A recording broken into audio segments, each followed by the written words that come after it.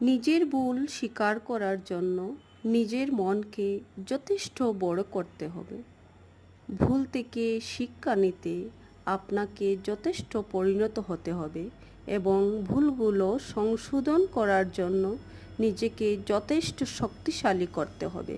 আর এটাই হলো জীবনে নিজেকে তৈরি করার উত্তম পথ।